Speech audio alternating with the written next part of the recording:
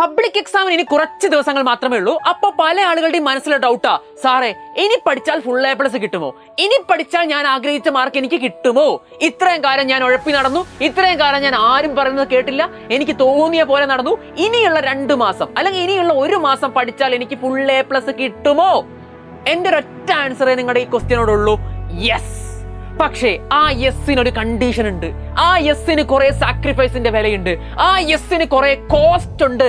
അതൊന്നുമല്ല, നിങ്ങൾക്ക് ലൈഫിൽ എന്ത് അച്ചീവ് ചെയ്യണമെങ്കിലും, നിങ്ങൾക്ക് ലൈഫിൽ ഇവിടെ ഒരു ചായക്കടയിൽ പോയി ചായ കുടിക്കണമെങ്കിൽ നിങ്ങൾ അതിന്റെ വില കൊടുക്കണം.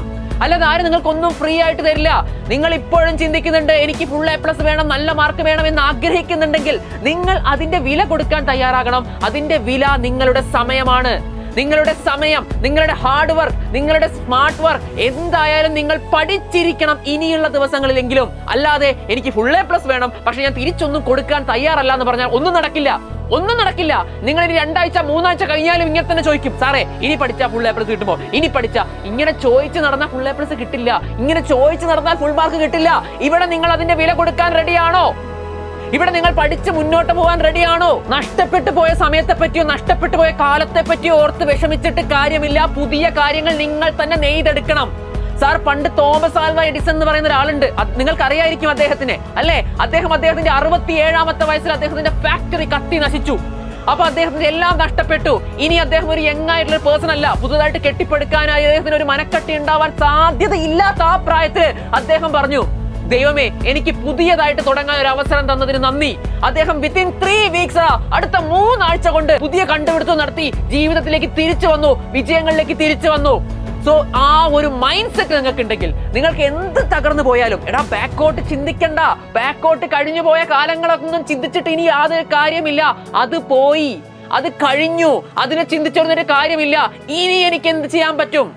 അത് പോയാ പോട്ടടാ, പോട്ടെ. നിങ്ങൾ ഇനി വേസ്റ്റ് ചെയ്യാനിരിക്കുന്ന സമയം കൂട്ടാം. പക്ഷേ നിങ്ങൾ അതിന് നിങ്ങളോട് പ്രായശ്ചിത്തം ചെയ്യണം.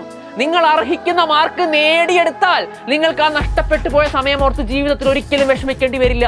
ഇനിയുള്ള ദിവസങ്ങൾ കറക്റ്റ് സഫീഷ്യന്റ് ആണ്. മതിയായ ദിവസങ്ങൾ മുമ്പിലുണ്ട്. നിങ്ങൾ ഇരുന്ന് പഠിച്ചാൽ മാത്രം മതി. ദയവ് ചെയ്ത് ഇത്രയും കാലം ചെയ്ത മിസ്റ്റേക്ക് റിപ്പീറ്റ് ചെയ്തുകൊണ്ടിരിക്കാതെ മുന്നോട്ട് പോവാൻ നോക്ക്. ഇനിയും നിങ്ങൾ എന്ത് നോക്കിയിരിക്കുക? ആരെ കാത്തിരിക്കുക? എന്തിനു വേണ്ടി വെയിറ്റ് ചെയ്യുക? ഞങ്ങളൊരു ബാച്ച് സ്റ്റാർട്ട് ചെയ്തിട്ടുണ്ടായിരുന്നു, ബൂസ്റ്റർ ബാച്ച്. ജോയിൻ ചെയ്തിട്ടുണ്ടാവില്ല അല്ലെ? +2 ഒക്കെ അവസാന സമയത്ത് തിരിച്ചറിവ് കയറിയിട്ട് 2 ആഴ്ച കൊണ്ട് പഠിച്ച് ഫുൾ A+ മേടിച്ച ഒരാളാണ് ഞാൻ. 2 ആഴ്ച കൊണ്ടാണ് ഞാൻ പഠിച്ചത്. ഡിഗ്രിയിലും അങ്ങനെ തന്നെ 91% എബോവ് ഉണ്ട്. കൊമേഴ്സിൽ UGC നെറ്റും ക്വാളിഫൈ ചെയ്തിട്ടാണ് ഞാൻ ഇവിടെ നിൽക്കുന്നത് ഇപ്പം. ഓക്കെ, സോ എന്റെ ലൈഫിൽ എനിക്ക് ഒരുപാട് മിസ്റ്റേക്ക്, നിങ്ങൾ ഇപ്പൊ അനുഭവിച്ച മിസ്റ്റേക്ക് അല്ല, അതിന്റെ അപ്പുറത്ത് മിസ്റ്റേക്ക് സംഭവിച്ചിട്ടുണ്ടെങ്കിലും അതിൽ നിന്നൊക്കെ ഒരു തിരിച്ചു വരവ് നടത്തി പഠിച്ച് മുന്നോട്ട് പോയിട്ടുണ്ടെങ്കിൽ അതൊരൊറ്റ മൈൻഡ് സെറ്റ് ആണ്. നമ്മൾ എത്ര ഡൗണിലോട്ട് പോയി കഴിഞ്ഞാലും അവിടെ ഞാൻ ബൗൺസ് ബാക്ക് ചെയ്യുന്നുള്ള ഒരു കോൺഫിഡൻസ് അത് നിങ്ങൾക്ക് ഉണ്ടാക്കിയെടുക്കണം. ഓക്കെ, അത് ഉണ്ടാക്കിയെടുത്താൽ മാത്രം മതി നിങ്ങൾ നിങ്ങളുടെ ലൈഫിൽ കുതിച്ചുയരുടാ.